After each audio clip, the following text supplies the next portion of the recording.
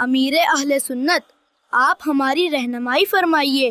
گدھے کی اونچی آواز کو برا سمجھا جاتا ہے، کیا وہ اپنی شکایت کر رہا ہوتا ہے؟ گدھا شکایت کرتا ہے یا جو بھی کرتا ہو، گدھے کی آواز ہوتی مکروہ، یعنی پسند نہیں آتی۔ یہاں مکروہ سے مراد دیکھیں ناپسندیدہ ہوتی ہے آواز اس کی۔ تو جب بھی گدھا بھینکے تو اعوذ باللہ من الشیطان الرجیم پڑھنا چاہیے، شیطان سے اللہ کی پناہ مانگنی چاہیے۔ صحابی نبی حضرت سیدنا ابو ہریرہ رضی اللہ عنہ سے روایت ہے کہ نبی رحمت صلی اللہ علیہ وسلم نے فرمایا، جب تم مرغ کی آواز سنو تو اللہ سے اس کا فضل مانگو، کیونکہ وہ اسی وقت بولتا ہے جب اسے کوئی فرشتہ نظر آتا ہے۔ اور جب گدھے کے رینکنے کی آواز سنو تو شیطان مردود سے اللہ کی پناہ مانگو، کیونکہ وہ اس وقت شیطان کو دیکھ رہا ہوتا ہے۔ گدھا اس وقت رینکتا ہے جب یہ شیطان اس کو نظر آتا ہے۔ اس حدیث پاک کی شرح بیان کرتے ہوئے حکیم الامت مفتی احمد یار خان رحمۃ اللہ علیہ فرماتے ہیں، ظاہر یہ کہ یہاں ہر مرغ کی ہر آواز مراد ہے، جس سے ہم مرغ کا اذان دینا کہتے ہیں۔ بعض لوگوں نے تہجد کے وقت کی مرغ کی آواز مراد لی، بعض نے صبح صادق کے وقت کی آواز، مگر پہلے معنی زیادہ ظاہر ہے کہ حدیث میں کوئی قید نہیں، مرغ کی ہر اذان پر دعا مانگنا چاہیے۔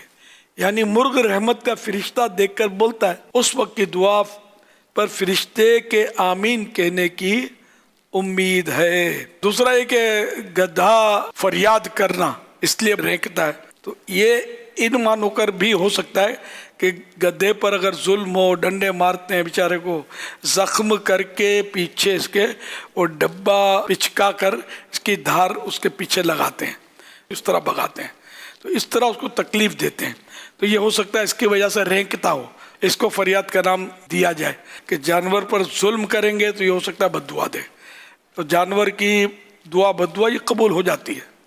حضرت شیخ عثمان حیری رحمۃ اللہ تعالی علیہ، یہ بڑے یعنی کہ تھوڑا ٹھاٹ باٹ والے اونچے گھرانے کے نوجوان تھے، یہ مکتب میں جا رہے تھے پڑھنے کے لیے، ریشمی چادر ڈال کر ٹپ ٹاپ کے ساتھ، تو ایک گدھا دیکھا کہ جس کے پیٹھ پر کچھ زخم تھا اور کوے اس پر ٹھونگے مارتے تھے اور گدھا بے چین تھا، تکلیف ہو رہی تھی اس کو۔ ان کو بڑا رحم آیا اور انہوں نے اپنی ریشمی چادر اس زخمی گدھے کے زخم پر اڑا دی، تو اس گدھے کو بڑا سکون ہوا، اس نے ان کی طرف دیکھ کر کچھ دعا دی۔ تو اس طرح حضرت عثمان حیری رحمۃ اللہ علیہ کے اندر دل میں ہلچل مچی، دنیا سے دل اچاٹ ہوا، دین کا جذبہ پیدا ہوا، اور آخر کار یہ بہت بڑے عالم بنے، بہت بڑے بزرگ بنے، اور ان کے واقعات کتابوں میں لکھے۔ تو ان کی شروعات جو ان کے اندر جو ٹرننگ پوائنٹ آیا وہ زخمی گدھے کی امداد۔ تو یوں ہو اس طرح کا معاملہ تو ہمیں مطلب اس کی ترکیب کرنی چاہیے۔ میں اپنا واقعہ بھی کئی بار شیئر کیا ہے کہ ایک بار میں اپنے گھر سے نماز کے لیے جا رہا تھا، جب میں موسیٰ میں ہمارا گھر تھا، تو ایک گدھا بیمار تھا، کسی نے اس کو ڈال دیا تھا، ویسے ہی پھینک دیا تھا بیمار، زندہ تھا۔ اب یہ کہ اس کی گردن میں تکلیف تھی، بار بار گردن رگڑتا تھا، تو شاید کوئی خارش ہوتی تھی، اور بے چین تھا، کھڑا بھی نہیں ہو پاتا تھا، پڑا ہوا تھا۔ تو میرے کو واقعی بڑا ترس آیا، تو میرے مطلب گھر سے گدڑی منگوائی اپنے، تو گدڑی آ گئی، میں نے اس کی جیسے اس نے یوں رگڑنے کے لیے گردن اونچی کی نا، میں نے گدڑی اندر ڈال دی اس کے، تو اب اس نے وہ رکھا، اس نے سکون اس کو ملا ہوگا، تو گردن رکھی اس نے اور میری طرف دیکھنے لگا۔ تو یہ مجھے یوں لگا کہ شاید اس نے مجھے دعا دی، کیا اور ہو سکتا ہے اس کی دعا کی برکت سے آج میں آپ کے ساتھ بیٹھا ہوں۔ کچھ نہیں کہا جا سکتا کہ اللہ پاک جانور کی دعا قبول کر لے۔ چیونٹی کا واقعہ ہے، حضرت سلیمان علیہ السلام لوگوں کے ساتھ نکلے، قحط سالی تھی، بارش نہیں ہو رہی تھی، تو آپ کے چلو بھائی دعا مانگتے ہیں، استسقا کہتے ہیں اس کو، استسقا کے لیے نکلے، تو آپ نے دیکھا راستے میں کہ ایک چونٹی پیٹھ کے بل لیٹی ہوئی ہے، اور اس کے دو ہاتھ، اگلے پاؤں جو تھے وہ ہاتھ، پچھلے پاؤں جو پچھلے ہوتے وہ پاؤں، تو یہ دو پاؤں اس کے اگلے ہی اٹھے ہوئے تھے، تو یہ تو اللہ کے نبی تھے، ان کو سب اللہ بتا دیتا تھا, اللہ کے عطا سے جانتے تھے.